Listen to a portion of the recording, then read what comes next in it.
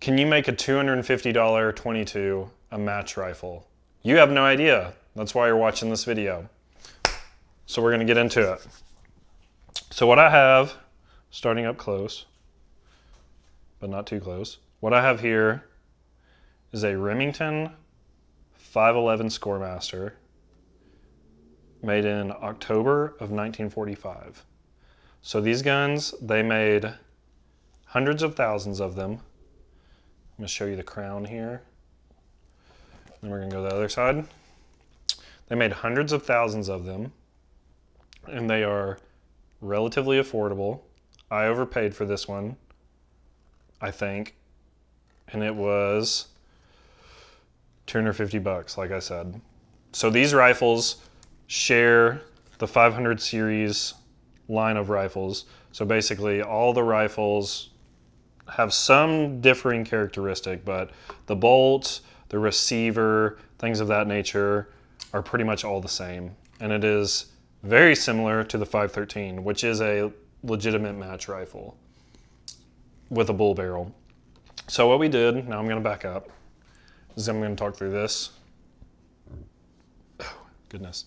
So what we did was, I took this rifle and it came with the original stock, which you can see here.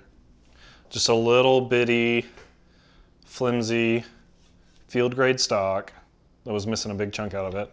And I got rid of this and put it in a 513 stock, so basically a target or a match grade stock, I guess. And I mean, it is much thicker, much heavier to help stabilize the gun. And so the stock was like 20 bucks at Numrich. So bought that, and then I took it to a gunsmith and got the receiver drilled and tapped, and we put a EGW Rail on this. So I got this idea from the internet, from Reddit, of all the places in the world. But the reason I did this versus the Weaver bases is so that you can swap between Weaver rings and Picatinny rings. So that is the main reasoning behind that. And then lastly, I put a target scope on it. So this is a retro scope. It is a Lyman 10X SL All-American Perma Center. Anyone who says old scopes are bad, they are lying to you, and you should question your friendship with them because they are wrong. This scope is fantastic. Even though I haven't shot through it, it's amazing. Glass is super clear, adjustable aperture, which is super cool. It has a Lee dot. If you're under the age of 50, you probably don't know what that is. I didn't either, but it is quite good. Exactly for the purposes that we're looking to do with this. So, spent $70 on getting it drilled and tapped, $20 on the stock, and then scope. I mean, you can kind of pick and choose. Old scopes are actually pretty affordable depending if you know where to look. So we've got a little bit of money tied up into this other than the initial investment, but the thesis is, can we take this rifle, just a standard old rifle from back in the day, and put a little bit of money into it, get it upgraded, and have basically a match rifle similar to the performance of a CZ or some fancy high cotton rifle that you would buy today. That's the thesis that we're going to test. The only thing is, and this is where my buddy Mr. John, shout out Mr. John, I know you're watching, great American, great man.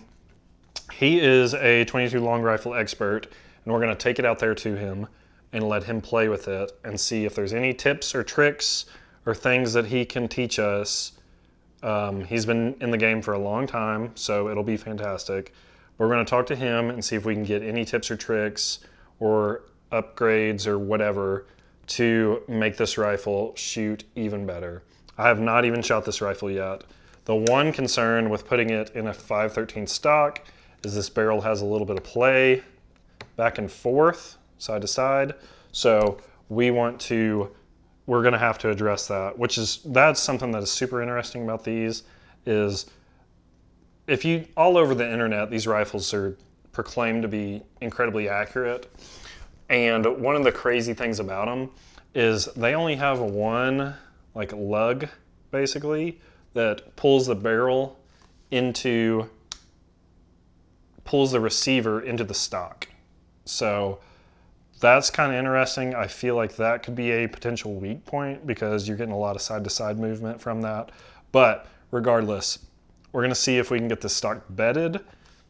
If that'll improve it, we're gonna do some ammo testing because 22s are super anemic to ammo. I know nothing about long-range shooting with 22s. So this is gonna be a whole new experience for me, hopefully a whole new experience from you, and we're gonna learn from one of the best in the state of Arkansas. So that's all I've got for today. If you have any questions, if there's anything you want me to test or do or look into, or any questions for Mr. John, let me know. Thanks again for tuning into Haze Outside Inside. We appreciate you, and we'll see you on the next one. This is gonna be a series, super excited. Once again, thanks for watching.